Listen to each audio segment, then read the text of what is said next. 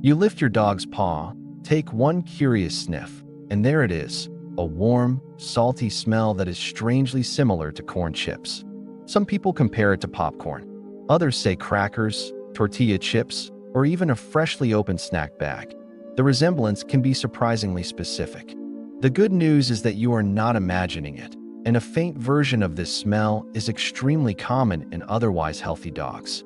But the reason is more interesting than a simple joke about Frito feet. Your dog's paws are a living ecosystem, not a sterile surface. Each paw includes thick pads, delicate skin between the toes, hair follicles, nail folds, and tiny spaces that can hold warmth and moisture. The pads may look tough, but they are biologically active. They protect the body, absorb impact, create traction, and constantly interact with the environment. Dogs also have eccrine sweat glands in their foot pads. These glands can add moisture, especially during stress, excitement, exercise, or warm conditions. That moisture does not automatically mean something is wrong. It simply creates a more comfortable environment for the normal microorganisms already living there. Now add grass, soil, sidewalks, carpets, household floors, rainwater, dust, and the occasional lick, and the paw becomes a busy biological crossroads. The word microbiome describes the community of bacteria, yeasts, and other microscopic organisms that naturally share the skin with your dog.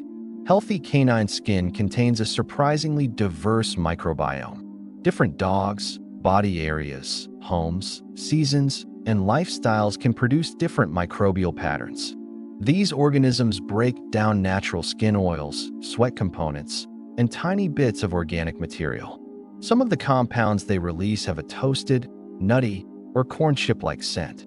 You may hear that two bacteria, Pseudomonas and Proteus, are always responsible. They are often mentioned, but the real picture is more complex. Research shows that canine skin supports many microbial species, and the exact mix varies from dog to dog.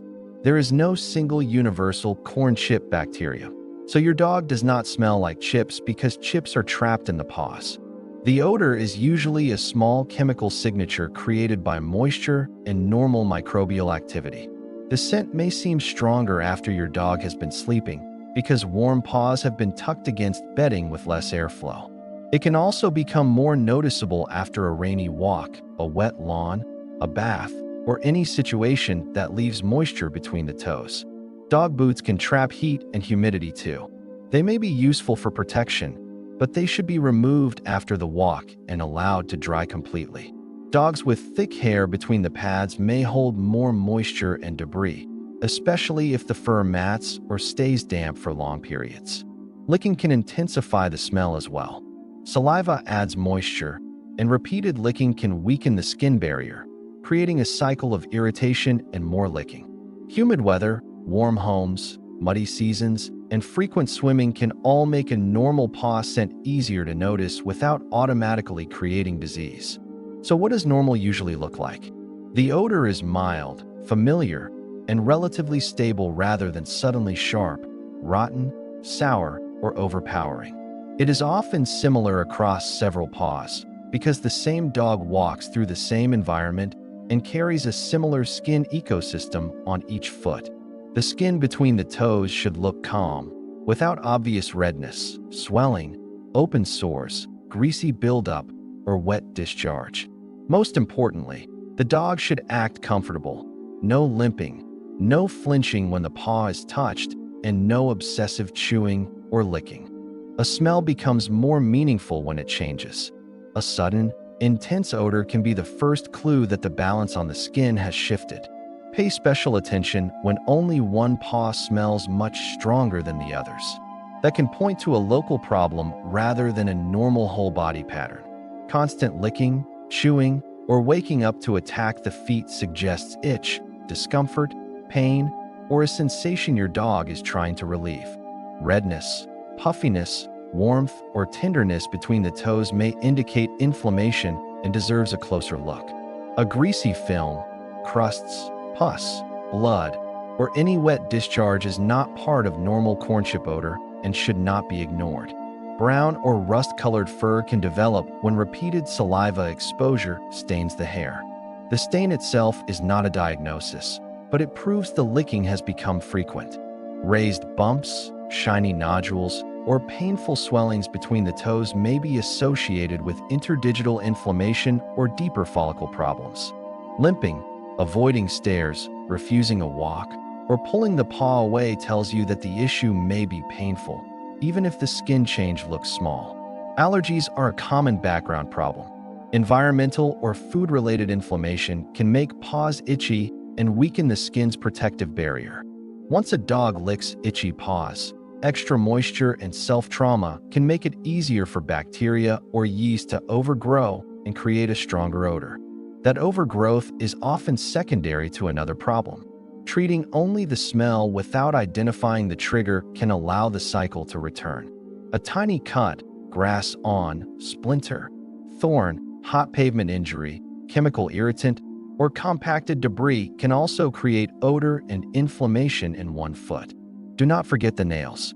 A cracked nail, irritated nail fold, or damaged dew claw can be painful and may hide beneath the fur. Smell alone cannot tell you whether the cause is bacterial, fungal, allergic, traumatic, or something else. The paw must be examined as a complete picture. At home, begin with good light and a calm dog.